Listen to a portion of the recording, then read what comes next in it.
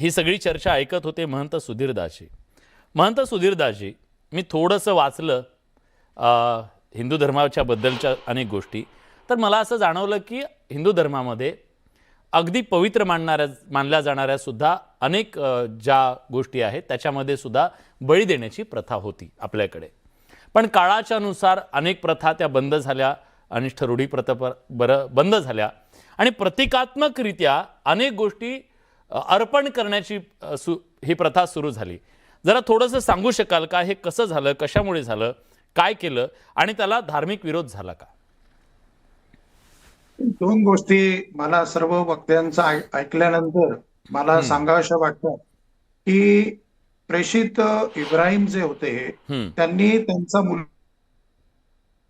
मुलगा जो इस्माईल होता त्याचा बळी देण्याच्या बाबतचा ज्या वेळेला विचार पुढे आला आणि त्यावेळेला असं म्हणतात की अल्लाह खूप प्रसन्न झाले त्यांच्यावरती आणि तिथे त्यांनी मेंढ्याचा बळी दिलाय. तिथे बकरा पण नाहीये, मेंढा आहे. कुराणात किंवा त्या हदीसमध्ये मेंढा हा शब्द आलेला आणि त्याचे आता काही वक्ते मुस्लिम असून सुद्धा 4 भाग 5 भाग असं सांगतायत. त्याचे 3च भाग करण्याची पद्धत आहे मूळ यांच्या नियमानुसार.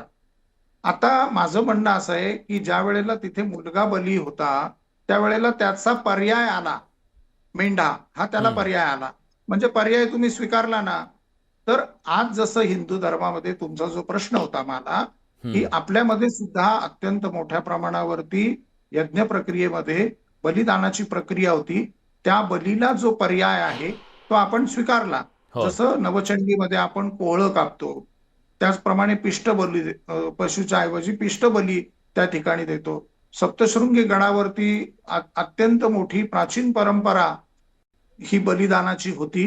ती बलिदानाची प्रथा कलेक्टरांनी अगदी वटहुकूम काढून तिथे आपले आमदार जितेंद्र आव्हाड साहेब यांनी आंदोलन केलं की तिथली बळी प्रथा बंद पाडा. मग मला जितेंद्र आव्हाडांना असं म्हणावंसं वाटतं की सरसकट माझं म्हणणं नाही, त्यांची काय परंपरा आहे त्यांनी अवश्य पालन करावी.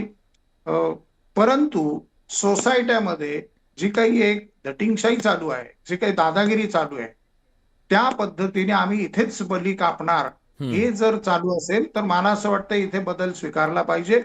येथे असलेल्या धर्मगुरूंनी त्यांच्या मौलवींनी यांना सांगितलं पाहिजे, याचं पालन झालं पाहिजे.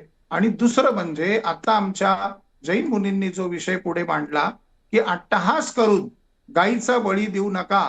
पुराणामध्ये गायीच्या बळीचं विधान नाही. मी स्वतः वाचलंय सगळं. हे गायीचा बळी द्यायला निषेध सांगितला आहे. परंतु गायीचा बळी देऊन हिंदूंना चिथवण्याचं जे काही उद्योग हे लोक बाकीचे करत असतात.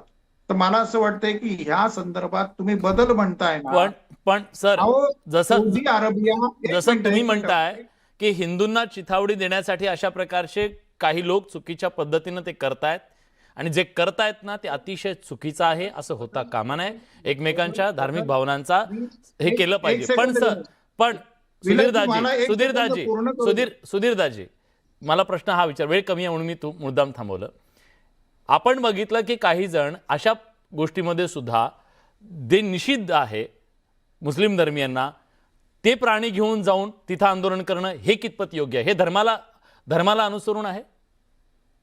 निश्चितच जे काही मी पाहिलं ते कोणीतरी तिथे डुक्कर वगैरे घेऊन गेले होते. इस्लाममध्ये त्याला निषिद्ध मानलंय. असं कुठल्याही यांच्याशी खेळ करणं योग्य नाही. परंतु मी एक मुद्दा, माझा देखील अनेक अरब देशांमध्ये प्रवास झालेला आहे. मी फिरून आलेलो आहे. जवळपास मी 20 ते 25 अरब देशांमध्ये इस्लामची सर्वात पवित्र भूमी ही सौदी अरेबिया मानली आहे. मान्य आहे सर्व मुसलमानांना, ते त्यांना अत्यंत पवित्र जागा त्या ठिकाणी.